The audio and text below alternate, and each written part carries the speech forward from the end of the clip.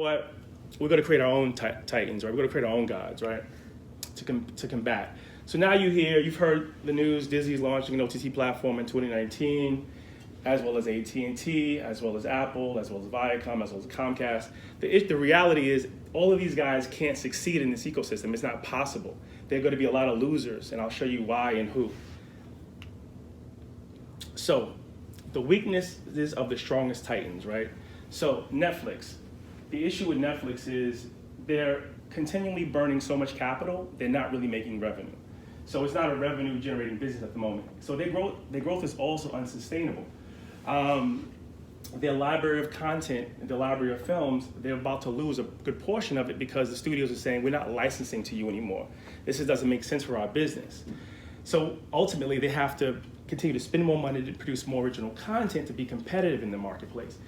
Other thing is producers, lots of friends of mine who have deals with Netflix, their show, they're worried about, they might have gotten paid really well, $100 million, whatever, but they're concerned that their show won't be found in the sea of content. The issue is that there's too much content out there. They're less concerned about the money, they want their stuff to be seen. Apple, the issue with it, they're late to the market, but also they don't really have a clear strategy at the moment, and they really haven't announced a clear strategy in the marketplace with how they're going to maximize the space. But they have to because their phone sales have plateaued, and companies are leaving iTunes billing. Amazon, they're being outspent by Netflix, as everyone else is. Netflix has a more intuitive interface. Amazon really doesn't. And Amazon doesn't have a demand to be in this content business. They have a powerful e-commerce business. They don't have to survive in this ecosystem. They could just drop, video content altogether and still be a very viable, strong company. Disney, the price point for Disney is yet to be determined, but the reality for Disney is that they already have a majority stake in Hulu. They have ESPN Plus. They already have a number of over-the-top services that are ultimately going to end up competing with their ability to maximize this new OTT offering they have. They've tried to split up the world a little bit and say, well, we'll sell to this company within the ecosystem, we'll sell to that company within the ecosystem to try to continue to generate more library content.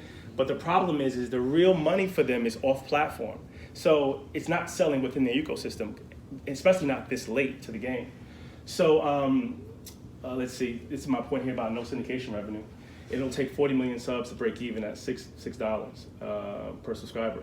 Viacom, Comcast, Warner Media, these companies don't have the agility to really operate in this space. I'll give you more examples of that down the road, but they're media conglomerates that haven't operated as tech companies, so they don't know how to really be fluid. And their affiliate and ad sales business is shrinking. Facebook Watch, again, free at the moment, but they don't have a deep library of content. There's not much consumer awareness about their content, and then you all heard about the issues they've had with privacy, Cambridge Analytica, fake news. Again, and YouTube, again, big holes in their content, definitely not premium content.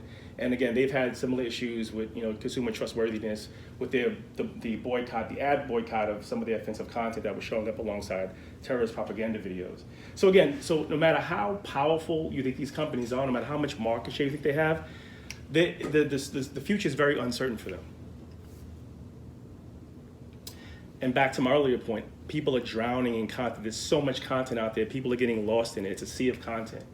So what these companies begin to do is liquidate, right? So usually these OTT services have a 1 to 3 year lifespan before the companies shelve them and don't give them a chance to really grow.